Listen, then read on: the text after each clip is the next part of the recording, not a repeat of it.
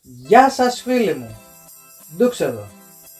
Σήμερα καθώς γυρίζαμε από τη δουλειά και αφού είχαμε λίγο ελεύθερο χρόνο, πήραμε την απόφαση να πάμε να αγοράσουμε δώρα για να τα στείλουμε στην Τυφλίδα, στον Τσουτσουρίνο, την Σουσουράδα και την Τσιλιβήθρα.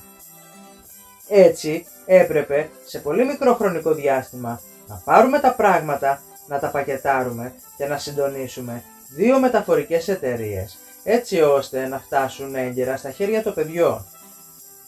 Σκεφτείτε τι χαρά θα κάνουν μόλις αντικρύουν στο δέμα. Μόνο και μόνο γι' αυτό αξίζει όλη η διαδικασία.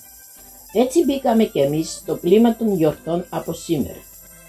Και αυτό το βίντεο το κάναμε για να σας δείξουμε ότι όσο μακριά και αν είναι κάποιος δικός σας άνθρωπος, δεν πρέπει να το ξεχνάτε. Όχι μόνο με λόγια και με πράξεις, γιατί τα λόγια τα παίρνει ο αέρας και χάνονται. Οι πράξεις μένουν και μετράνε.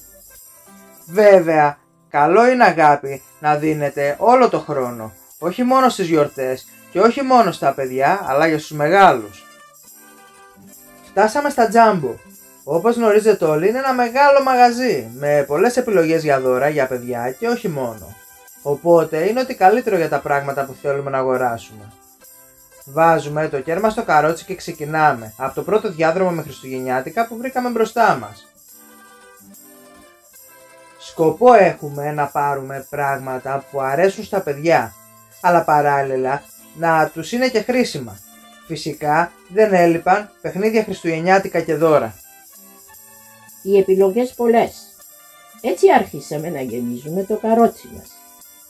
Θέλαμε να δώσουμε χαρά και έτσι βάλαμε ό,τι πιο πρωτότυπο είδαμε. Η αλήθεια βέβαια ήταν ότι ό,τι και να τους παίρναμε θα τους άρεσε, γιατί ήταν από εμάς. Επίσης το συγκεκριμένο μαγαζί είναι pet friendly. Δεν το ξέραμε, η αλήθεια είναι. Αλλά σήμερα έτυχε να δούμε πολλά σκυλάκια μέσα και έτσι ρωτήσαμε και μας το επιβεβαίωσαν. Και αφού κατεβήκαμε στο κάτω όροφο και γεμίσαμε το καρότσι μας, εννοείται χαζέψαμε και λίγο, κατευθυνθήκαμε σιγά σιγά προς το ταμείο. Είχα μείνει λίγα λεπτά πριν κλείσουν, αλλά δεν μπορούσαμε να κάνουμε διαφορετικά γιατί μας πίεζε ο χρόνος. Το δέμα μας είχε μεγάλο ταξίδι μπροστά του και έπρεπε όλα να γίνουν γρήγορα, από την ώρα που τα αποφασίσαμε ώσπου να φτάσει στο προορισμό του. Μέσα στο συγκεκριμένο μαγαζί περνάει η ώρα πολύ γρήγορα, χωρίς να το καταλάβεις. Μπήκαμε απόγευμα και βγήκαμε βράδυ.